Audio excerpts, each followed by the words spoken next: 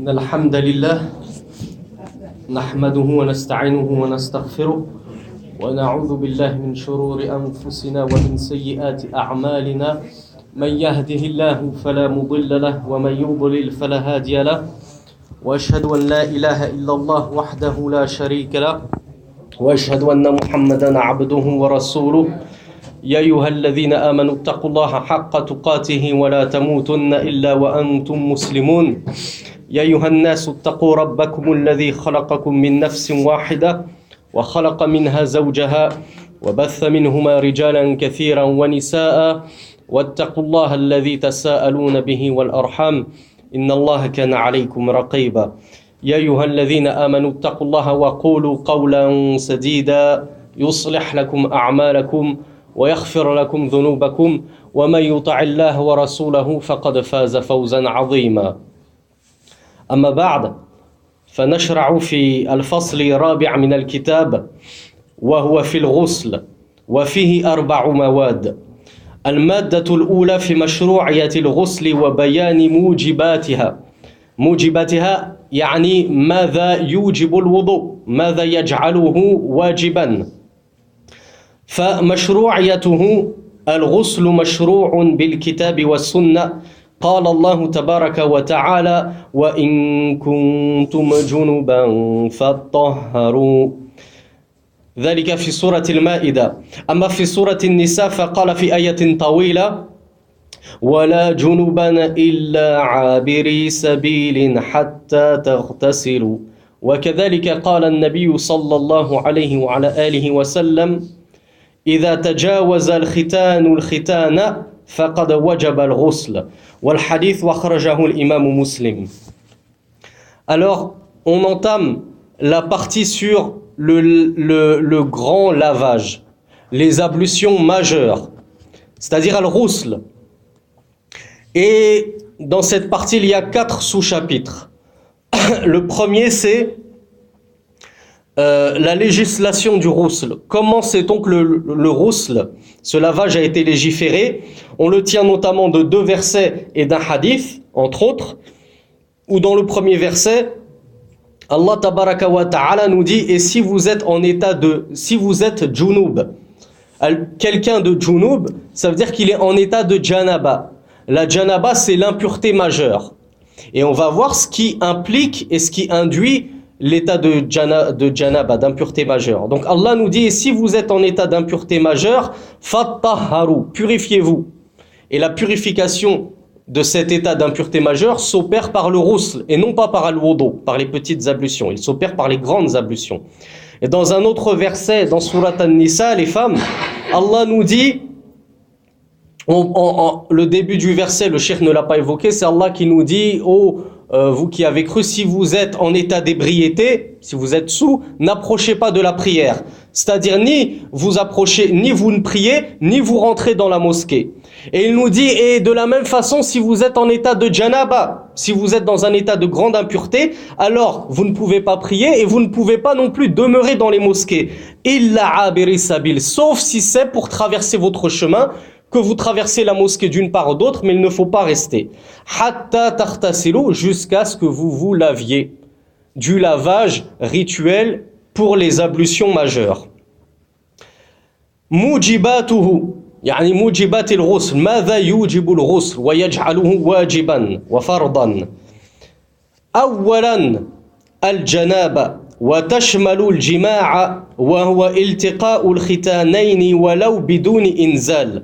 والإنزال هو خروج المني بلذة في نوم أو يقظة من رجل أو امرأة لقول الله تبارك وتعالى وإن كنتم جنبا فاطهروا وقول الرسول صلى الله عليه وعلى آله وسلم إذا التقى الختانان فقد وجب الغسل.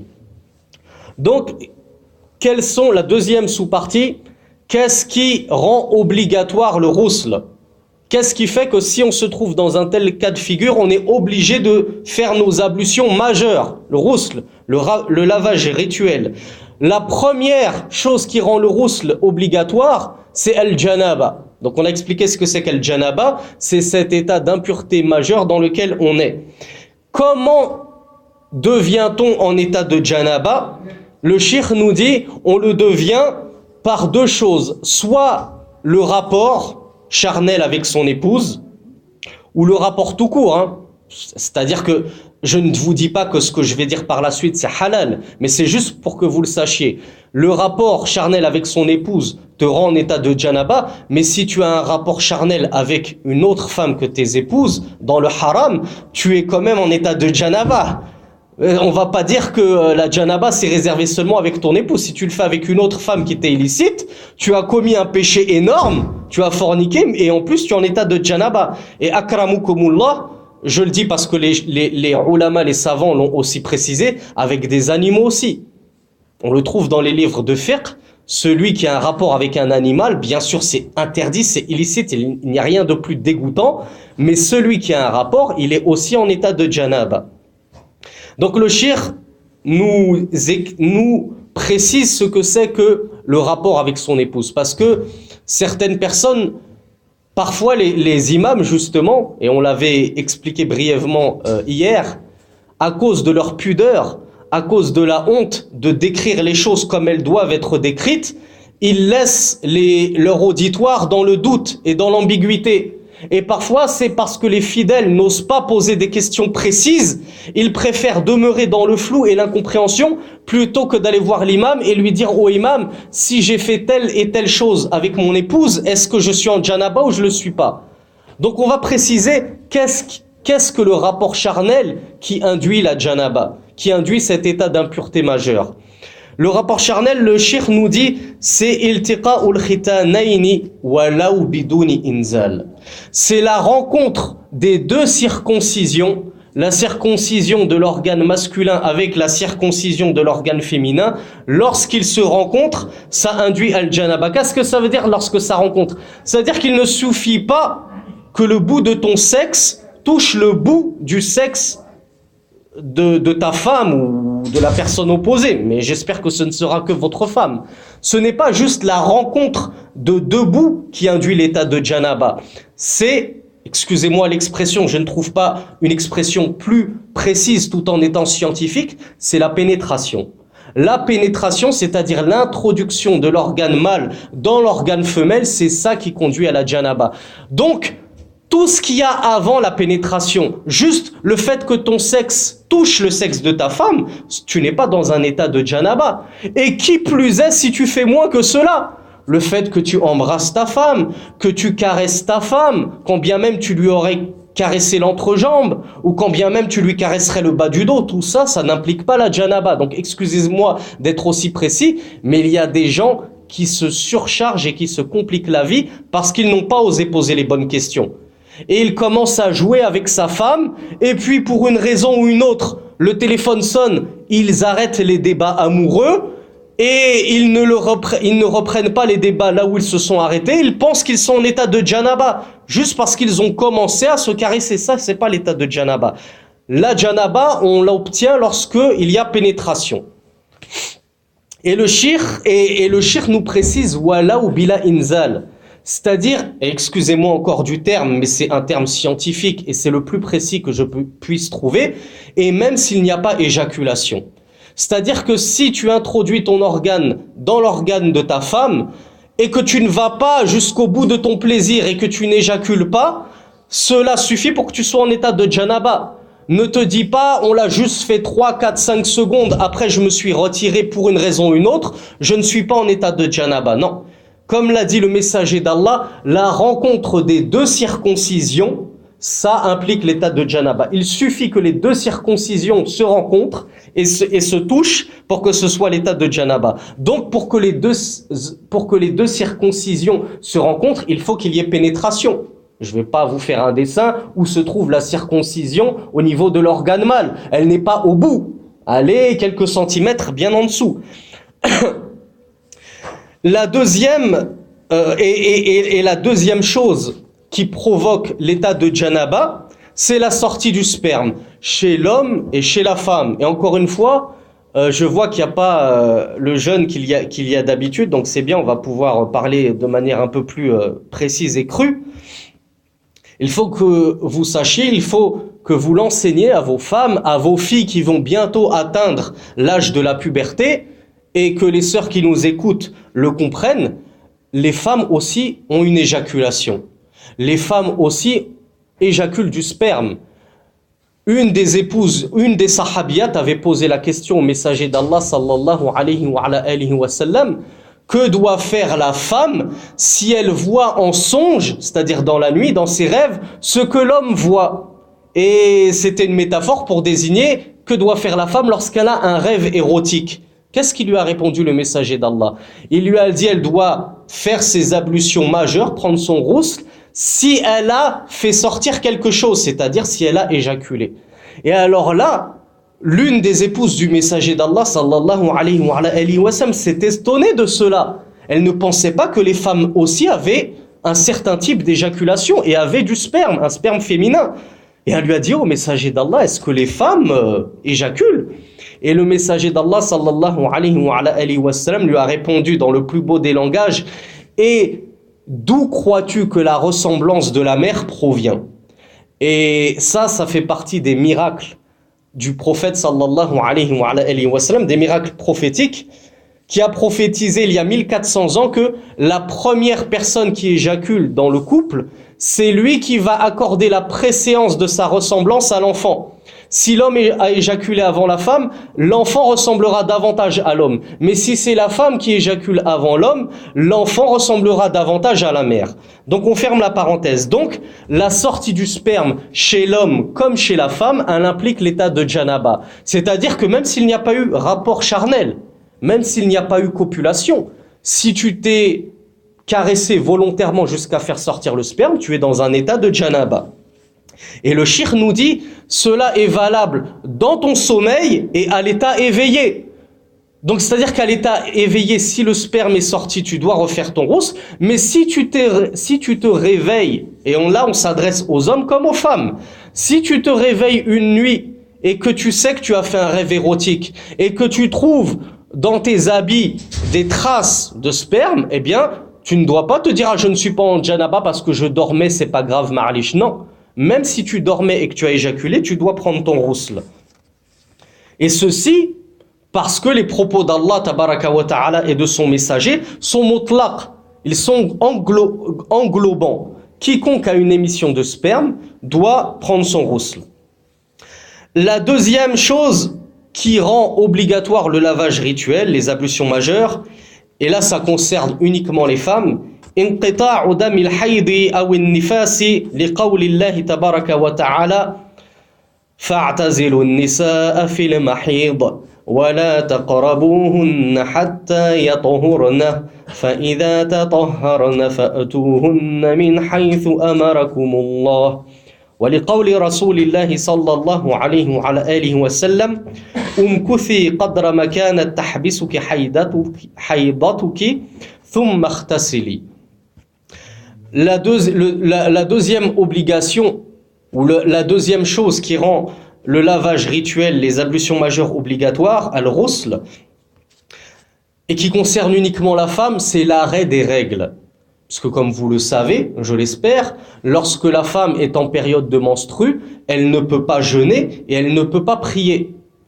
Elle attend que ses menstrues passent, que sa période passe, puis qu'est-ce qu'elle doit faire ensuite avant de pouvoir prier? Ce n'est pas parce qu'il n'y a plus d'écoulement de sang que la femme peut se mettre tout de suite à jeûner, à prier. Obligatoirement, après l'écoulement du sang et avant la prière, avant le jeûne, elle peut jeûner même si elle n'a pas pris son ghusl. Mais spécifiquement pour la prière, elle ne peut pas commencer la prière avant de s'être purifiée de cet état. Et ceci en vertu de la parole d'Allah tabaraka wa ta'ala dans le Coran, où il a dit « Et éloignez-vous de vos épouses lorsqu'elles sont indisposées, lorsqu'elles sont dans cet état de menstru. Et ne les approchez pas jusqu'à ce qu'elles se soient purifiées. » C'est-à-dire la purification ici, c'est le lavage rituel, les ablutions majeures. Et lorsqu'elles se sont purifiées, alors ayez commerce avec elles comme Allah tabaraka wa ta'ala vous l'a ordonné. Et on le tient aussi de la parole du messager d'Allah sallallahu alayhi wa sallam qui avait dit à une femme: assis-toi toute la période de tes menstrues, c'est-à-dire ne prie pas, ne jeûne pas, et ensuite, lorsque cette période est révolue, lorsque tu n'as plus de sang qui coule, irtasili. Irtasili, ça veut dire prends ton rousl, prends ton lavage rituel. Donc, la femme, lorsque survient la fin de sa période de menstru, la fin de ses règles, elle est obligée de prendre son rousl. Ce n'est pas sunnah, ce n'est pas mustahab, elle est obligée de prendre son rousl, sinon elle ne peut pas prier. Car elle est dans un état d'impureté majeure. Une femme qui est en menstru, elle est dans un état d'impureté majeure, de la même façon qu'une personne qui a éjaculé ou qui a un rapport se trouve dans un état d'impureté majeure. La troisième chose qui rend obligatoire le rousl, ad-dukhulu fil islam. Wa hadha 'inda ash-shaykh, 'inda ra'yi ash-shaykh. Faman dakhala min al-kuffar ila al-islam وجب عليه أن يغتسل لأمره صلى الله عليه وعلى آله وسلم ثمامة الحنفية بالاغتسال حين أسلم كما رواه الحافظ عبد الرزاق في مصنفه وأصله في الصحيحين. La troisième chose qui induit obligatoirement un lavage, les ablutions majeures, al-ghusl, c'est l'entrée dans l'islam. Ça, c'est l'avis du shir et c'est l'avis d'une minorité des savants. Là, le shir, il s'est rangé du côté de la minorité des savants. Et la majorité des savants voient que le rousl, lorsque quelqu'un rentre dans l'islam, se convertit, c'est seulement sunnah, c'est seulement mustahab. Pourquoi est-ce que la majorité des savants voient que c'est seulement sunnah et mustahab? C'est parce qu'ils disent qu'il n'a pas été rapporté qu'à chaque fois qu'une personne déclarait son islam devant le messager d'Allah ou devant ses compagnons, il lui ordonnait de prendre son rousl. Or, si c'était obligatoire, ça aurait été la première chose que le messager d'Allah aurait ordonné à chaque personne qui serait venue se convertir devant lui. Et ainsi l'aurait fait les sahaba. Donc les savants, la majorité des savants, ont conclu que c'était seulement préférable de prendre son rousl pour le converti, homme ou femme, bien entendu. Et ceci car le messager d'Allah sallallahu alayhi wa sallam a ordonné Thumama de prendre son rousl, son lavage rituel, lorsqu'il a embrassé l'islam. La quatrième chose qui rend obligatoire le rousl, c'est al-maut. Et ça, on l'a vu dans le hadith, je crois, de hier, où on a dit « Man rassala mayyitan falyaghtasil » Yani al-mayyit la budda an yurassal. فإذا مات والميت المسلم بالطبع فإذا مات المسلم وجب تغسيله لأمر الرسول صلى الله عليه وعلى آله وسلم بذلك إذ أمر بتغسيل ابنته زينب لما ماتت رضي الله عنها كما ورد في الصحيح.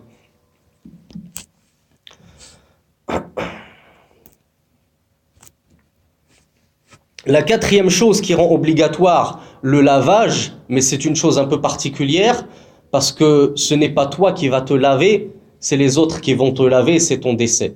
C'est ton trépas, c'est la mort. La mort, quand je dis toi, c'est-à-dire que je m'adresse à toi, musulman. On ne lave pas nos morts non musulmans. Si ta mère est morte sur autre chose que l'islam, tu ne peux pas la laver, tu ne dois pas la laver.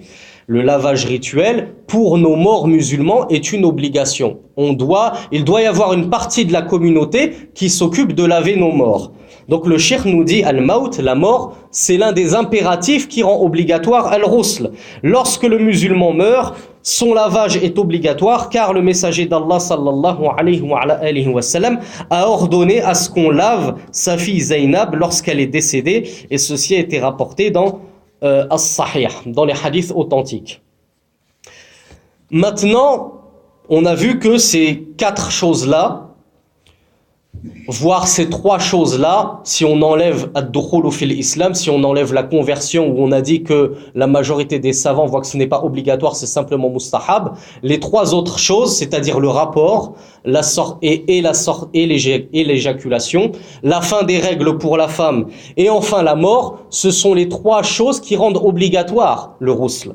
Maintenant, le cheikh va aborder quelles sont les choses qui le rendent simplement méritoire, facultatif, mustahab, simplement sunnah et surérogatoire. فما يستحب له الاغتسال. يستحب الاغتسال لما يلي. أولا للجمعة لقول الرسول صلى الله عليه وعلى آله وسلم غسل يوم الجمعة واجب على كل محتلم والحديث متفق عليه وهذا على رأي الشيخ ورأي أكثر العلماء ورأى بعض العلماء ومنهم الإمام أحمد أن الغسل واجب يعني فرض لكل بالغ يوم الجمعة. Le cheikh nous dit, il nous détaille pourquoi le ghusl, le lavage rituel, les ablutions majeures sont seulement facultatives et surérogatoires. Et la première chose qu'il a vue facultative, c'est une chose qui fait objet de divergence entre les savants. Est-ce qu'elle est facultative ou elle est obligatoire? Lui, il voit qu'elle est facultative. Qu'est-ce que c'est? C'est le Jumu'ah. C'est le ghusl du Jumu'ah. C'est le lavage, la douche qu'on prend avant de se rendre au Jumu'ah. Les qawli rasoul, et cela en vertu de la parole du messager d'Allah, le lavage du jour du Jumu'ah est un wajib, c'est-à-dire c'est un devoir pour tout muhtalim. Qu'est-ce que le muhtalim? C'est toute personne qui a atteint la puberté. À partir du moment où tu es un enfant qui a atteint la puberté, quand bien même tu serais un garçon qui n'aurait que 10 ans, si tu es devenu pubère, selon le shir, c'est la sunna, c'est meilleur pour toi de prendre ton ghusl avant de te rendre à la prière du Jumu'ah. Et ça, c'est l'avis de la majorité des savants. La majorité des savants voient que le ghusl, le lavage du jour du Jumu'ah, il est seulement sunna. Et il y a une minorité des savants qui ont pris ce hadith selon son sens littéral. Wajibun, c'est un devoir, donc c'est obligatoire. C'était notamment l'avis de l'imam Ahmed. Chez l'imam Ahmed, chez les Hanabila, le lavage du jour du Jumu'ah, il est obligatoire. Tu ne peux pas passer outre. Tu es obligé de le faire. Et très brièvement, quand est-ce qu'il convient de se laver pour le Jumu'ah? Est-ce qu'on peut se laver la veille dans la nuit? Parce que, vous le savez, en islam, la nuit précède le jour. Quand nous, les Français, on dit qu'on est jeudi soir, nous, les musulmans, on dit qu'on est Laylat al-Jumu'ah. Nous, on ne dit pas qu'on est jeudi soir. Les musulmans, ils disent on est la nuit du vendredi. Pourquoi? Parce que la nuit précède le jour. Parce que la nuit du vendredi, elle précède le jour du vendredi. Donc la veille d'un jour en islam, c'est ce jour-là. C'est pas le jour d'avant comme on le dit, comme le disent les non-musulmans, les occidentaux ou autres. Donc, puisqu'on est Laylat al-Jumu'ah, le jeudi soir, est-ce que j'ai le droit de prendre mon ghusl à partir de ce moment-là? On te dit non. Pour que ton ghusl soit valide, il doit au moins être fait après dukhulul fajr, après l'entrée de l'aube.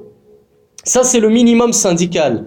Et la sunna, et l'imam Malik, rahimahullah, a beaucoup insisté dessus, la sunna véritable du ghusl, du yawmil jumu'ah, du jour du jumu'ah, c'est de le faire juste avant de se rendre à la mosquée.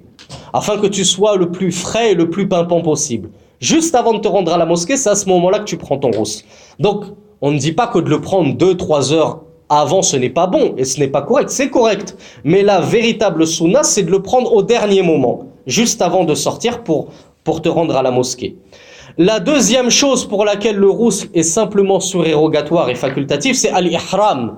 Lorsqu'on met la niya d'entamer un hajj, un pèlerinage, qu'il soit petit ou grand, al-umrah ou al-hajj. Avant de commencer ton petit pèlerinage ou ton grand pèlerinage, tu fais ton ghusl. Wa yusannu al-ghusl lil-ihram liman arada al-ihram bi'umratin aw hajjin an yusannu an yaghtasila li fi'li ar-rasul sallallahu alayhi wa ala alihi wa sallam wa amrihi bidhalika. Et ceci car le messager d'Allah sallallahu alayhi wa sallam avait pris son ghusl avant d'entamer son pèlerinage et il a ordonné à ses compagnons de le faire. Donc là le cheikh a vu que c'était simplement surérogatoire. Et troisième chose qui est un petit peu liée, lidukhuli Makkah wa lilwuquf bi'Arafah li fi'li an-nabi sallallahu alayhi wa sallam dhalika. Et la troisième chose qui est meilleure pour laquelle on fait son lavage, mais qui n'est pas obligatoire selon l'avis du cheikh, c'est lorsqu'on rentre à la Mecque. Parce que le messager d'Allah, sallallahu alayhi wa sallam, juste avant de pénétrer dans la Mecque, après des années où il en a été chassé et privé d'accès, il a pris son ghusl. Et de la même façon, lors de la station à Arafat, le 9e jour du Hajj, c'est maqam Arafat, le wuquf bi Arafat. Le messager d'Allah sallallahu alayhi wa sallam a pris son ghusl ce jour-là. Donc les savants en ont déduit que c'était une sunna. Et enfin, quatrièmement, li tarsil il mayyit. Comme on l'a vu hier, كما رأيناه بالأمس فمن غسل ميتا استحب له أن يغتسل للحديث المتقدم الذي رأيناه بالأمس.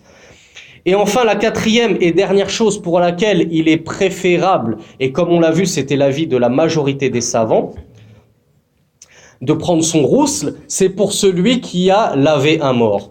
Si tu t'occupes de laver ta mère, de laver ton père, de laver ta fille, de laver ton fils, tu laves un mort musulman, comme on l'a vu dans le hadith d'hier, man ghassala mayyitan falyaghtasil wa man hamala janazatan falyatawadda. Celui qui a lavé un mort, qu'il se lave, et celui qui a porté le cercueil, qu'il fasse ses wudu. Donc on a vu que la majorité des savants voient que c'est simplement sunna de faire cela. Et une minorité de savants voient que c'est obligatoire. Maintenant, al-madatu thaniya fi furud al-ghusl wa sunanihi wa makruhatihi. فأما فروضه فهي أولا النية وهي عزم القلب على رفع الحدث الأكبر بالاغتسال لقوله صلى الله عليه وعلى آله وسلم إنما الأعمال بالنيات وإنما لكل امرئ ما نوى. Maintenant, la deuxième sous-partie du chapitre du ghusl, du lavage rituel, des ablutions majeures, c'est al-furud, les obligatoires du ghusl, les sunan du ghusl et les makruhat, les choses détestables du ghusl. Alors premièrement, qu'est-ce qui est obligatoire de faire lorsque l'on veut prendre le ghusl? Vous vous souvenez, il y a 2 semaines, on a étudié ce qui était obligatoire de faire dans les wudu. Là, on va faire le même tartib, la même décomposition. Qu'est-ce qui est obligatoire, qu'on ne peut absolument pas délaisser lorsqu'on veut prendre notre ghusl, nos ablutions majeures? Premièrement, an-niyya. Et on l'a dit, la niyya, c'est le fait que ton cœur pense et se dirige vers l'accomplissement de telle et telle chose. Tu n'as pas besoin de le prononcer. D'ailleurs, tu ne dois pas le prononcer. Il suffit que tu le penses en ton fort intérieur. Et ceci, car le messager d'Allah, sallallahu alayhi wa sallam, a dit « Les actions ne valent que par les intentions. » Et aura sa part tout individu selon l'intention qu'il a mise. Quelle est l'intention qu'on doit formuler lorsqu'on fait le ghusl? Est-ce que c'est la même intention que al-wudu? Il y a des savants qui disent oui et il y a des savants qui disent non. Pourquoi? Parce qu'il y a des savants qui disent al-muhim huwa raf'ul hadath, an tanwiya raf'al hadathi. Al-mutlaq.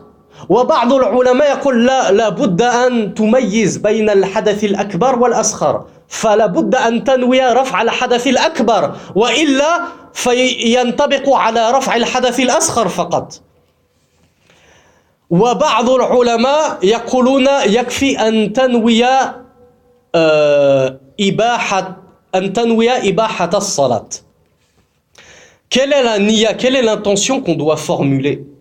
Les savants ont divergé sur l'intention. Il y en a qui sont plus souples que d'autres sur la question. Il y a des savants qui disent tu dois mettre exactement l'intention de ce que tu veux exactement faire. Pourquoi? En vertu du hadith innamal a'malu binniyat wa innama likulli imri'in ma nawa. Fa idha nawayta al-hadath al-asghar lan yarfa'a al-hadath al-akbar. Tabi'i. Il y a des savants qui disent tu dois mettre la niya exacte. Pourquoi? Parce que le messager d'Allah sallallahu alayhi wa sallam a dit les actes ne sont valables que selon l'intention qu'on a mis. Donc si toi tu dis en ton fort intérieur, si tu penses en ton fort intérieur, je veux faire le lavage pour enlever les petites ablutions, pour enlever un petit état d'impureté. Mais les savants vont te dire, ça n'enlèvera pas ton état de grande impureté. Ça n'enlèvera pas ta janaba. Pourquoi? Parce que toi, tu as mis la niya d'enlever simplement l'état de petite impureté. Donc, il y a des savants qui vont dire, tu dois préciser que tu veux enlever l'état de grande impureté lorsque tu prends ton ghusl, ton lavage rituel, tes ablutions majeures. Il y a d'autres savants qui disent qu'il te suffit de mettre la niya, d'enlever l'état d'impureté sans préciser si c'est petit ou grand. Tu dis, voilà, dans ton cœur, dans ton fort intérieur, tu penses, voilà, je me dirige dans la salle de bain pour enlever mon état d'impureté. Sans préciser est-ce que c'est le grand ou le petit. Il y a des savants qui voient que ça, c'est correct. Et il y a d'autres savants qui disent, tu peux mettre la niya de pouvoir prier. Pourquoi ? Parce que tu ne peux pas prier dans un état d'impureté, qu'il soit grand ou petit. Donc le fait que tu mettes la niya de pouvoir prier, parce que par ton rousl, par ton lavage, c'est déjà mettre la niya de procéder à tous les impératifs pour la prière. Et en premier lieu, le fait de se purifier. Donc le fait de mettre la niya de pouvoir prier, c'est comme si tu avais mis la niya de la purification. Donc vous voyez, al-amru wasi'. L'affaire, elle est vaste, les savants ont divergé, et il ne convient pas d'être opiniâtre sur la question. Mais la prudence, moi je vous recommande par prudence, lorsque vous vous dirigez dans la salle de bain pour prendre vos ablutions majeures, mettez directement la niya que c'est pour les ablutions majeures, c'est pour enlever cet état de grande impureté. La deuxième chose obligatoire dans le rousl, تعميم سائر الجسد بالماء بدلك ما يمكن دلكه وإفاضة الماء على ما يتعذر دلكه حتى يغلب على الظن أن الماء قد عمه كله. وأنا أستغرب صنعة الشيخ. لما؟ ألم نرى أن عنده وعند جمهور العلماء أن الدلك في الوضوء سنة، إنما هو سنة وليس بواجب، إلا عند الإمام مالك رحمه الله ومن تبعه في ذلك وهم قلة. فإذا كان سنة في الوضوء لماذا أصبح فرضا في الغسل؟ Normalement لا فرق إلا بدليل من القرآن والسنة، ولم يأتي دليل بفريضة الدلك. ولذلك رأى جمهور العلماء أن الدلك حتى في الدلك في الوضوء وحتى في الغسل لم يكن واجبا وإنما هو سنة مستحب. La deuxième chose obligatoire selon l'avis du cheikh et selon une partie des ulama, une minorité des ulama, c'est le fait, bon, déjà l'obligation c'est de répandre l'eau sur tout le corps. Là, on est tous d'accord. L'obligatoire, c'est de couvrir tout ton corps, tout entier, par l'eau. Mais le cheikh rajoute biddalki, et en plus, en passant les mains sur ton corps. On a vu ce que c'était qu'addalk, c'est le fait de masser, de frictionner le corps. Donc le cheikh, il ne s'est pas contenté de ta'mim ou l'ma' ala al-jasad, de répandre l'eau sur le corps. Il a rajouté en plus addalk. Et nous, on s'étonne de l'avis du cheikh, alors qu'une page ou 2 pages auparavant, quand on a vu les sunan du wudu, il avait classé ad-dalk dans les sunan du wudu. Il avait classé la friction de la peau, le massage de la peau dans les sunan, dans les actes facultatifs du wudu. Et là, il l'incorpore dans les obligatifs des ablutions majeures. Et normalement, il n'y a aucune différence entre les deux, si ce n'est avec un texte clair, une preuve de la sunna ou du Coran, chose qui n'est pas. Mais bon, le cheikh a choisi de se ranger à l'avis de l'imam Malik sur la question. Pour lui, pour que ton lavage soit correct et valide, tu dois frictionner ta peau, masser tout ton corps. Et il nous dit, ça c'est pour les parties qu'il est possible de frictionner. Et les parties qui sont difficiles de frictionner, difficiles d'accès, tu te contentes juste de verser de l'eau dessus. Jusqu'à ce que tu sois sûr que l'eau ait touché tout ton corps, l'intégralité de ton membre, l'intégralité de ton corps. Mais nous, on dit l'avis de la majorité des savants, et on l'avait déjà dit, je crois, la semaine dernière, c'est qu'il te suffit de verser de l'eau sur tout ton corps, même si tu ne touches pas ton corps. Par exemple, tu plonges dans la mer, et tu en ressors, la tête la première, avec la niya de prendre ton rousl, c'est bon. Même si tu te frottes pas, même si tu ne te masses pas. Et on dit le fait de se frotter, de se masser avec les mains, c'est juste une sunna pour les wudu et pour le rousl.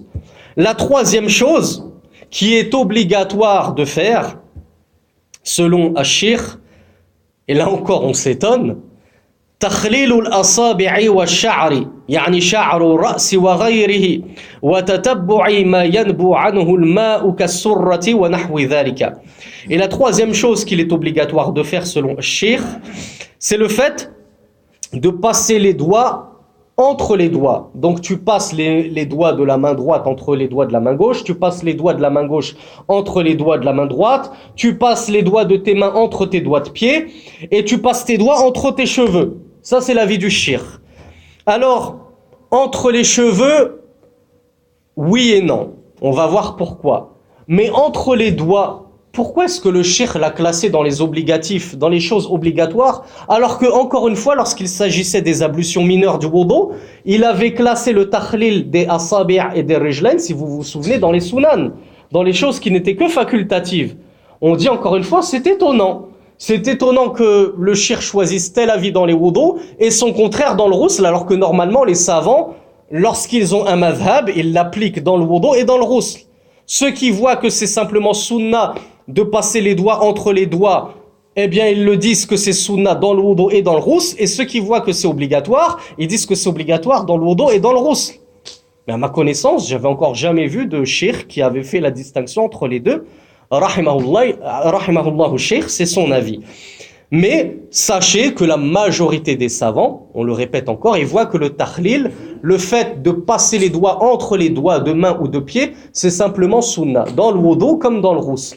Et on a dit, c'est simplement sunnah, mais ce qui est obligatoire, c'est que l'eau pénètre bien entre les doigts de main et de pied. Donc on a dit que si un individu a les mains et les doigts tellement serrés, tellement palmés, que l'eau ne peut pas passer à travers lorsqu'il verse de l'eau dessus, si ce n'est en frictionnant la main et en frictionnant les doigts de pied, en faisant passer les doigts entre, alors là, ça lui devient obligatoire. Mais c'est pas obligatoire pour tout le monde. C'est obligatoire dans un cas très précis, c'est une personne qui aurait les mains et les doigts palmés et qui ont du mal à s'écarter. Sinon, le fait de faire ceci, passer les doigts entre les doigts de main et de pied, chez la majorité des savants, c'est sunnah.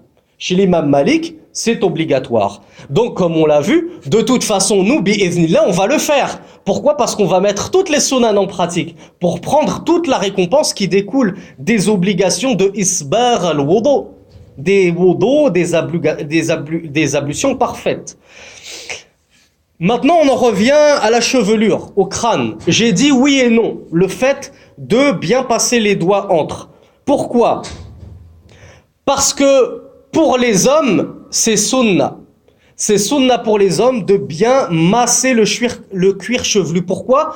Parce qu'il faut impérativement que l'eau atteigne le cuir chevelu. Donc il y a des hommes parmi nous qui ont soit une tignasse bien épaisse, soit les cheveux très crépus, et avec, imaginez-vous un petit peu les coupes afro, Jackson 5, comme ça. Pour passer de l'eau, c'est difficile d'atteindre le cuir chevelu. Donc de telles personnes sont obligées de faire pénétrer leurs doigts à l'intérieur pour être sûr que l'eau a bien touché le cuir chevelu et a bien touché le crâne. Donc dans ce cas-là, oui, c'est obligatoire. Mais quelqu'un qui serait chauve, quelqu'un qui aurait très peu de cheveux et qui sait que s'il se verse de l'eau, ça touche indubitablement son cuir chevelu et son crâne, il n'est pas obligé de masser. C'est juste une sunnah. C'est une sunnah pour lui de frictionner. Et là, on s'adresse aux sœurs parce que certes, c'est nos frères africains qui sont très concernés par cela parce qu'en général, ils ont les cheveux très crépus. Et ça concerne aussi nos sœurs. Et notamment aussi nos sœurs africaines qui ont aussi les cheveux très crépus. Ou bien les sœurs qui ont coutume de se faire des tresses et des nattes. Vous savez, le fait de se nouer les cheveux en faisant des tresses et des nattes. Alors le messager d'Allah sallallahu alayhi wa sallam, il a été questionné par son épouse Maïmouna. Maïmouna radiyallahu anha, l'épouse du messager d'Allah sallallahu alayhi wa sallam, lui a posé la question et lui a dit: je suis une femme shadidatu dhufar. J'ai beaucoup de tresses et je me les fais très fréquemment. Et vous imaginez un petit peu à quel point il est difficile pour une sœur de défaire ses tresses, de bien imbiber tous ses cheveux, puis de refaire ses tresses. C'est une opération qui prend beaucoup de temps de se tresser les cheveux. Donc le messager d'Allah sallallahu alayhi wa sallam, il a donné une rukhsa. Il a donné une facilité pour les femmes qui ont des tresses et des nattes sur les cheveux. Il leur a dit juste: tu te contentes de verser l'eau. Tu n'es pas obligé de bien faire pénétrer l'eau à l'intérieur des tresses, à l'intérieur du cuir chevelu. Vous, les femmes qui avez coutume de vous faire beaucoup de tresses, vous vous contentez de verser de l'eau, une poignée d'eau, sur votre chevelure, et ça suffit. Donc voilà pourquoi on a dit oui et non concernant le fait de masser le cuir chevelu. Ce n'est pas une obligation pour tout le monde. Pour certains, c'est sunna, pour d'autres, c'est obligatoire. Donc ça, c'était la troisième obligation du ghusl, du lavage rituel, des ablutions majeures. Maintenant, on passe au sunan. Donc on récapitule. Les obligations, c'est premièrement la niya, selon le shir. Là, c'est les trois obligations selon le shir uniquement. La niya, donc l'intention, le fait de répandre l'eau sur tout ton corps, et je dis bien tout le corps, et on va expliquer ce que ça sous-entend, et selon l'avis du shir, de bien faire pénétrer l'eau entre les doigts, de main, de pied, et entre la chevelure avec ad-dalk, avec la friction. Ça, c'est l'avis du shir. Ensuite, les sunan, les actes facultatifs. Selon le shir, le premier acte facultatif, c'est at-tasmiya. Wa dhalika aydan huwa ra'yu jumhur al-ulama. Illa al-qilla كما رآه الإمام أحمد مثلا رأى بوجوب التسمية كما قلنا في الوضوء قلنا أن في الوضوء بعض العلماء رأى بوجوب التسمية في الوضوء وفي الغسل لا فرق بين الوضوء والغسل. Donc la première sunna du ghusl, des ablutions majeures, c'est at-tasmiya. C'est quoi at-tasmiya? On a dit, c'est le fait de dire Bismillah, de mentionner le nom d'Allah tabaraka wa ta'ala. إِذْ هِيَ مَشْرُوعَةٌ فِي كُلِّ عَمَلٍ ذِي بَالٍ. Et on avait détaillé cette question dans la partie sur le wudu. On avait dit que, effectivement, la majorité des savants voient que at-tasmiya est simplement mustahabba, surérogatoire, facultative. Celui qui ne mentionne pas le nom d'Allah sur ses petites ablutions ou sur ses grandes ablutions, elles sont quand même correctes. Et on avait dit que la prudence, c'est d'opter pour l'autre avis, qui est certes minoritaire dans le fiqh, et c'était notamment l'avis de l'imam Ahmed, qui voyait que c'était obligatoire. Le fait de mentionner le nom d'Allah, c'est obligatoire dans la purification, que ce soit les petites ablutions ou les grandes ablutions.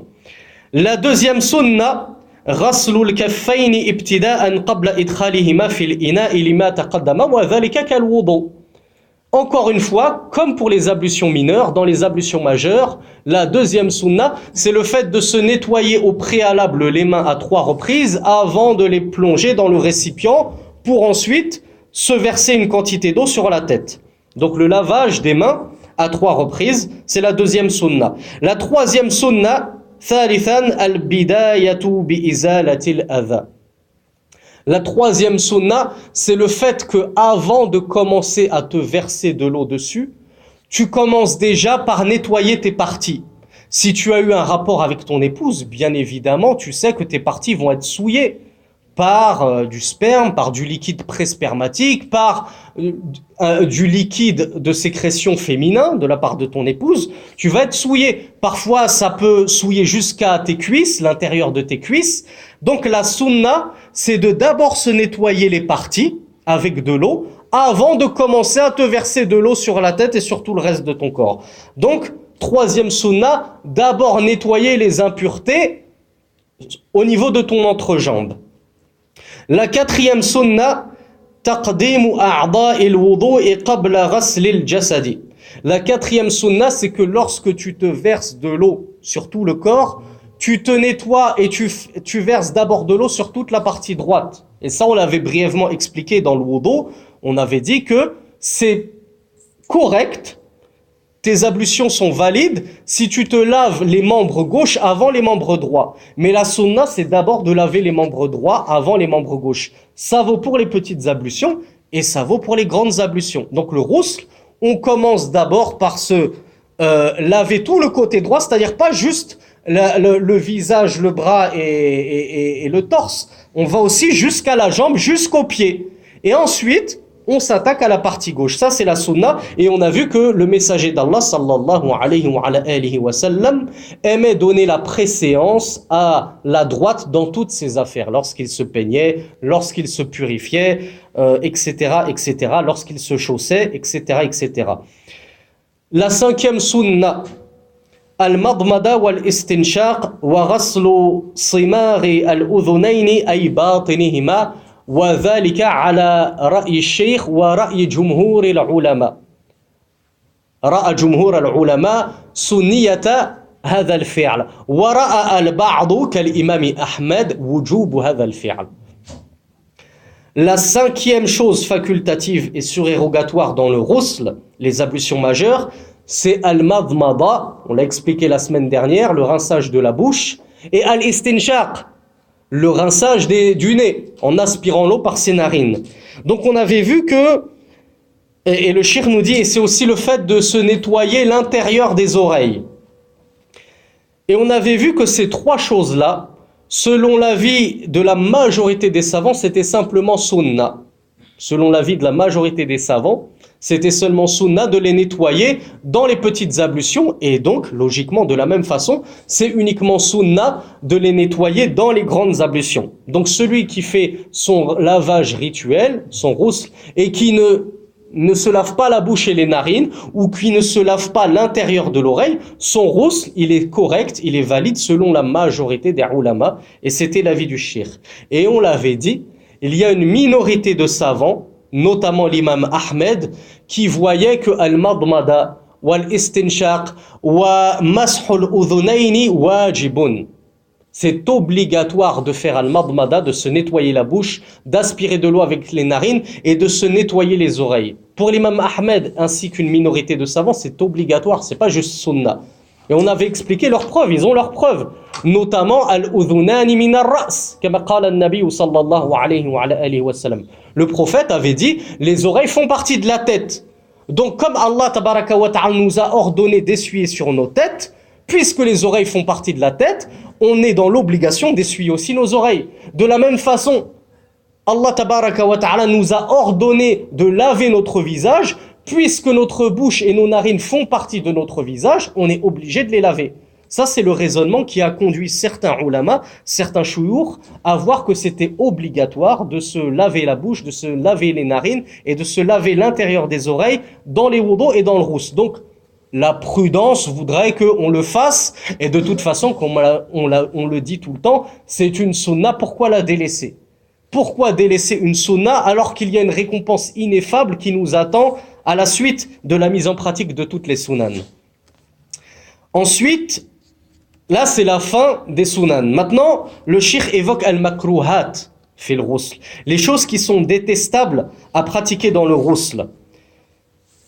وهي أولا الإسراف في الماء إذ اغتسل رسول الله صلى الله عليه وعلى آله وسلم بصاع وهو 4 أمداد يعني حفنات. La première chose qui est détestable dans al-ghusl, et le cheikh ne l'avait pas évoqué dans le wudu, mais ça vaut aussi pour al-wudu, les petites ablutions, c'est al-israf. C'est le gaspillage, mais c'est vrai que il y a plus de gaspillage qui occure pendant les grandes ablutions que pendant les petites ablutions. On a tendance à... Déjà qu'on gaspille beaucoup dans les petites ablutions, mais alors dans les grandes ablutions, lorsqu'on prend sa douche, tabarakallah, ça y va. Donc le cheikh nous dit que c'est makrouh. Le gaspillage, c'est makrouh. Allah tabaraka wa ta'ala dans le Coran nous dit que les gaspilleurs, hum ikhwanu shayatin, ce sont les frères des shayatin, ce sont les frères des démons, les gaspilleurs. Allah yubghidul israf. Allah, il déteste le gaspillage et les gaspilleurs. Donc il ne convient pas, lorsqu'on se dirige vers une adoration, on rappelle, pour ceux qui l'auraient oublié, que al-wudu et al-ghusl huma ibadatani maqsudatani fi dhatihima.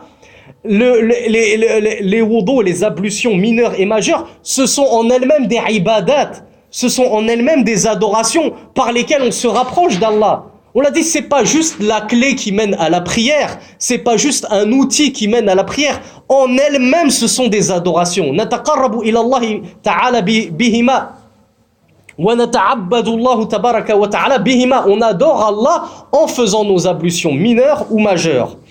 Donc, il ne convient pas de courroucer Allah et de mettre en colère Allah lorsqu'on l'adore.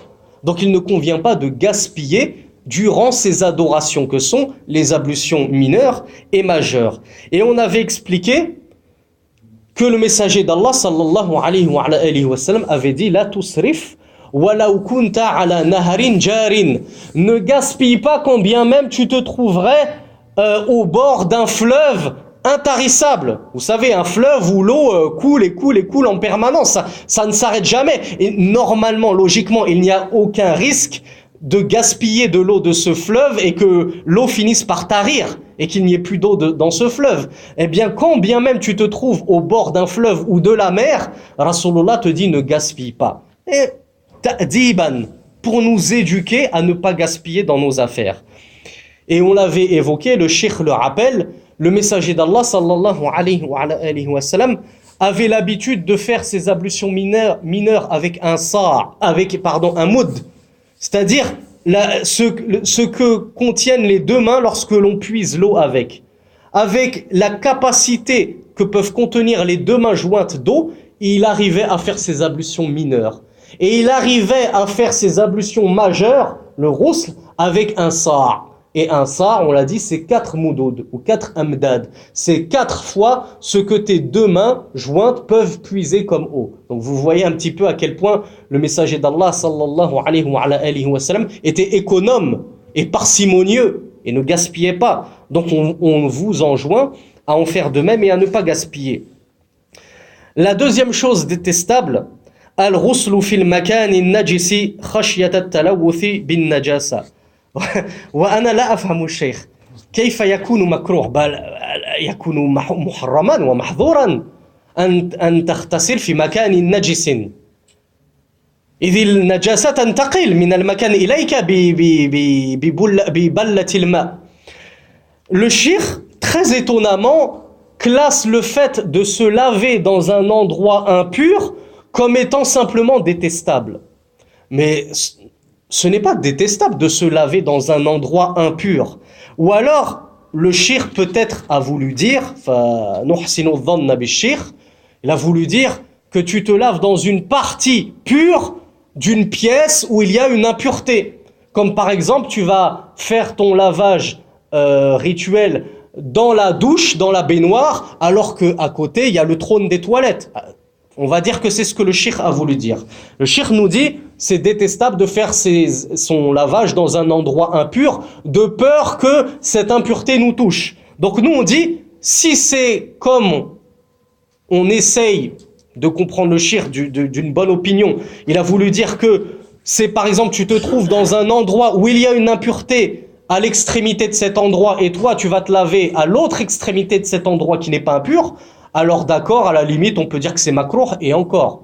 Normalement, il n'y a aucun risque que l'impureté qui se trouve à 2-3 mètres te saute dessus si tu te laves à l'autre extrémité de la pièce. Normalement, il n'y a aucune précaution à avoir là-dessus. Mais si ce qu'il a voulu dire, c'est que l'endroit en lui-même est impur, tu sais que sous tes pieds, il y a eu de l'urine, il y a des excréments, et toi, tu fais ton ghusl à cet endroit-là, c'est pas possible, puisque l'eau, elle va se mélanger à l'impureté et elle va rendre tes pieds impurs. Tes pieds vont être touchés logiquement par cette impureté. Donc tu ne peux pas de toute façon faire ton ghusl, ton lavage rituel dans un endroit exactement où il y a une impureté à cet endroit-là exact. La troisième chose, al-irtisalu bi fadli tahur al-mar'ati li nahyi an-nabiy sallallahu alayhi wa sallam an dhalika. La troisième chose détestable, et on a dit هذا رأي جمهور العلماء ورأى البعض بتحريم ذلك ومنهم الإمام أحمد رحمه الله. La troisième chose détestable selon le cheikh et selon l'opinion de la majorité des savants, c'est de faire ces ablutions majeures avec les restes des ablutions d'une femme, ou les restes des ablutions mineures ou majeures d'une femme. Et ceci car le messager d'Allah sallallahu alayhi wa sallam a interdit de se laver avec al-fadl. Dans la langue arabe, al-fadl, ça veut dire baqiyatu shay. Donc avec le reste de l'eau qu'a utilisé une femme pour se purifier, soit les ablutions mineures, soit les ablutions majeures. Donc on a vu que la majorité des savants ont pris ce hadith ala al-irshad, ala sabil al-irshad, ala sabil al-ta'dib. Donc ils ont dit que c'est juste détestable, makrouh. Et il y a une minorité de savants qui ont dit non, c'est interdit. C'est interdit de prendre ton rousl et de te purifier avec le reste d'eau qu'a utilisé une femme pour sa purification, en vertu de la littéralité de ce hadith. Quatrièmement, parmi les makrouhat, les choses détestables du rousl, al-ikhtisalu bila satirin min ha'itin aw nahwihi, liqawli Maymunata radiyallahu anha, وضعت للنبي صلى الله عليه وعلى آله وسلم ماء وسترته فاغتسل والحديث رواه الإمام البخاري فلو لم يكن الاغتسال بلا ساتر مكروها لما سترته عليه الصلاة والسلام ولقوله صلى الله عليه وعلى آله وسلم إن الله عز وجل حيي ستير يحب الحياء والستر ويحب الحياء والستر فإذا اغتسل أحدكم فليستتر والحديث رواه الإمام أبو داود وصححه الشيخ النووي والشيخ الألباني رحم الله الجميع. La quatrième chose détestable dans le lavage rituel et les ablutions majeures, c'est le fait de se laver sans bila satir, sans quelque chose qui nous cache du regard des gens. Quand bien même tu serais tout seul. On l'avait expliqué la semaine dernière ou il y a 2 semaines en parlant du wudu, que Uthman ibn Affan, radiyallahu anhu, il avait coutume de cacher sa nudité même quand il était tout seul. Parce qu'il disait, j'ai honte de mon Seigneur. Je sais que Allah tabaraka wa ta'ala me voit. Donc j'ai honte d'être nu. Donc de la même façon, quand tu vas être obligé de te dénuder pour faire ton lavage, pour faire tes ablutions majeures, essaye au maximum de te cacher avec un rideau de douche ou quelque chose. Et ceci, en vertu du hadith qui est rapporté par Maïmouna, radiyallahu anha, l'épouse du messager d'Allah, sallallahu alayhi wa sallam, qui a dit, j'ai posé de l'eau pour le messager d'Allah et je l'ai caché, satartuhu. Je l'ai caché avec un tissu et alors il a pris son rousl, il s'est lavé.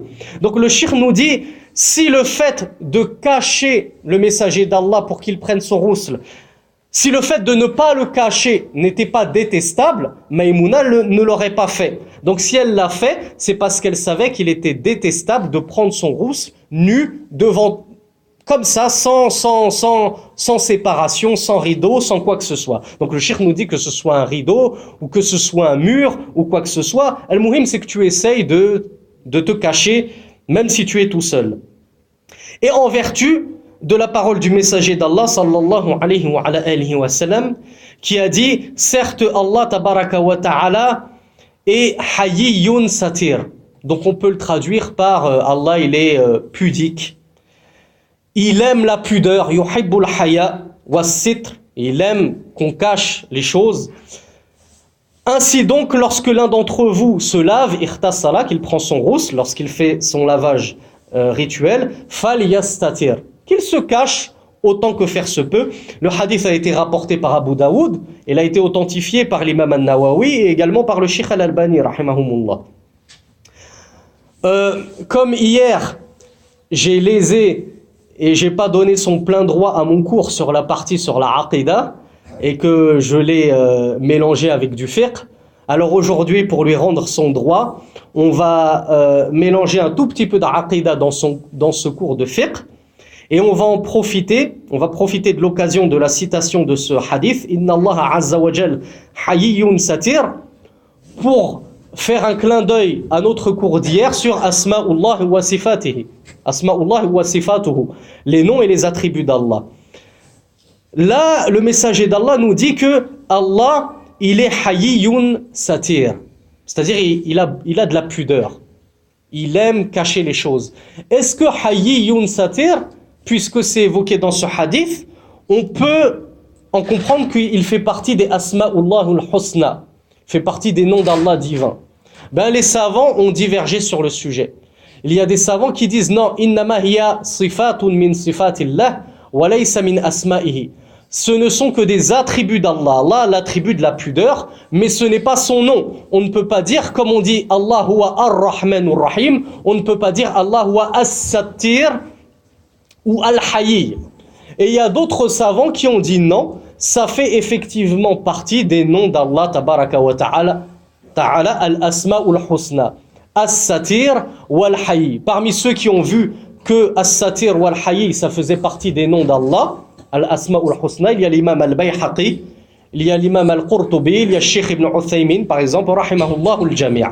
Et enfin, dernièrement, parmi les makruhat, les choses détestables, du lavage rituel et des ablutions majeures, il y a al-ikhtisal fil ma'i ar-rakid alladhi la yajri liqawlihi sallallahu alayhi wa ala alihi wa sallam la yakhtasilanna ahadukum fil ma'i ad-da'im wa huwa junub wa rawahu al-imam Muslim idhan huwa sahih.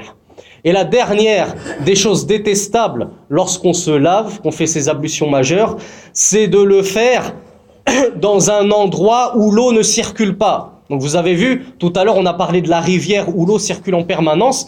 Admettons que vous fassiez votre rousse, que vous preniez votre rousse dans une baignoire où toute l'eau qui tombe ne circule pas parce que vous avez bouché le fond de la baignoire, ou vous le faites dans un bassin, vous prenez votre rousse dans un bassin où l'eau ne circule pas, c'est ce qu'on appelle de l'eau stagnante. Le cheikh dit que c'est makrouh de faire son lavage dans un tel endroit, dans un endroit où l'eau ne circule pas.